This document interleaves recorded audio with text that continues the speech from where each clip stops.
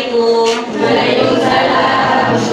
Sebelum pelajaran dimulai, silakan ketua kelas untuk memimpin doa terlebih dahulu. Doa dimulai. Doa selesai. Terima kasih. Alhamdulillah di pagi ini kita bisa bertemu lagi. Sebelum pelajaran dimulai, Bu Guru pengen tahu dulu.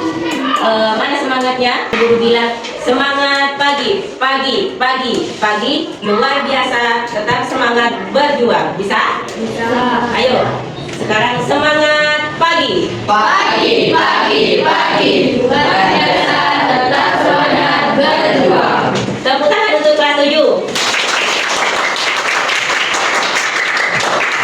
Terima kasih anak-anak.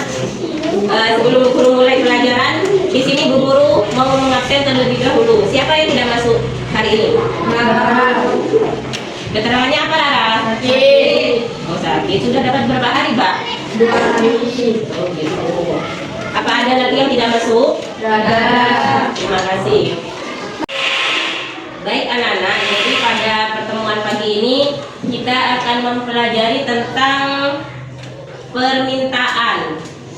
Ya, jadi permintaan itu adalah rasa keinginan dan kemampuan untuk membeli suatu barang dan jasa, ya, dalam suatu waktu tertentu. Itu namanya permintaan.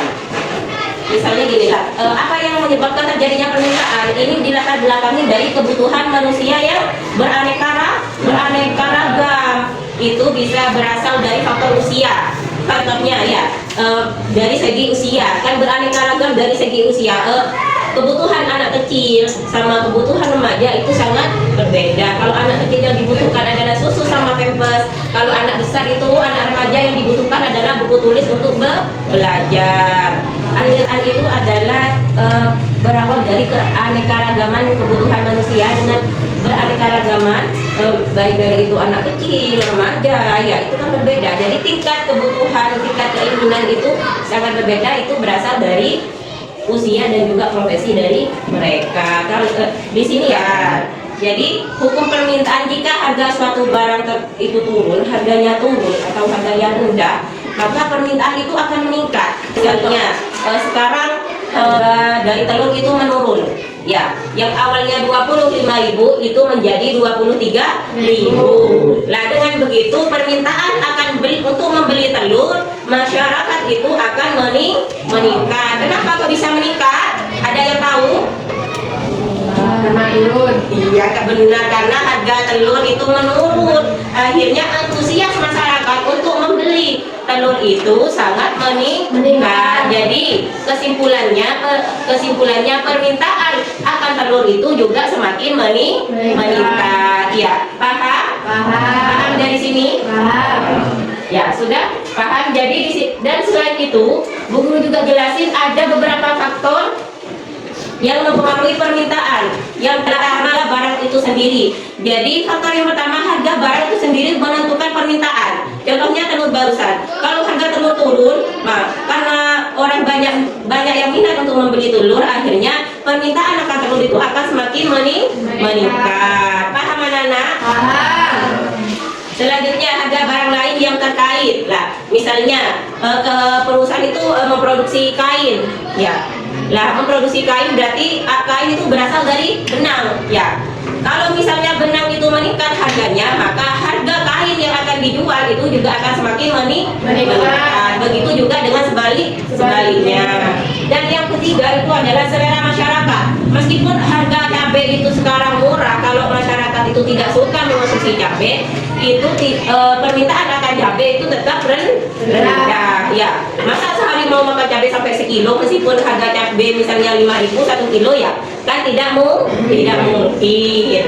Jadi juga tergantung dari permintaan, juga tergantung dari selera masyarakat, ya.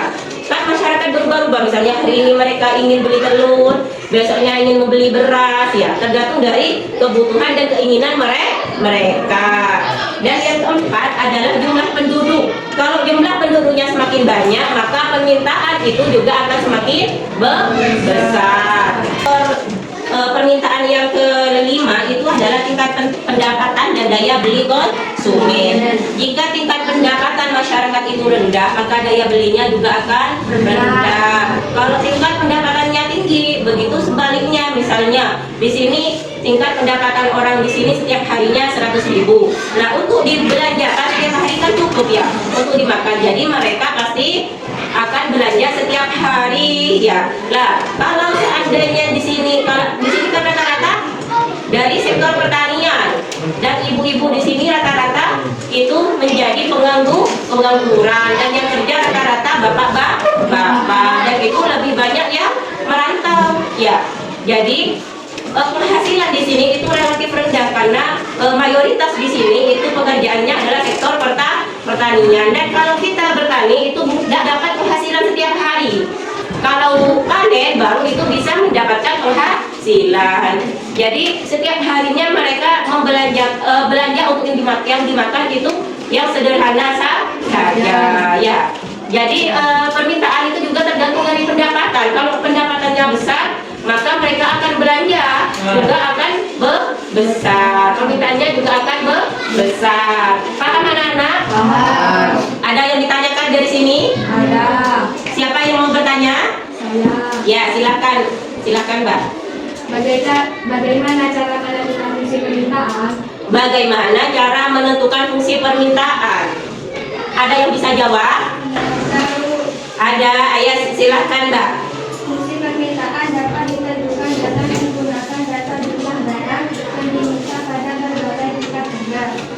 Ya, fungsi permintaan. Ya, itu jawaban yang sangat benar. Apa ada lagi yang mau bertanya?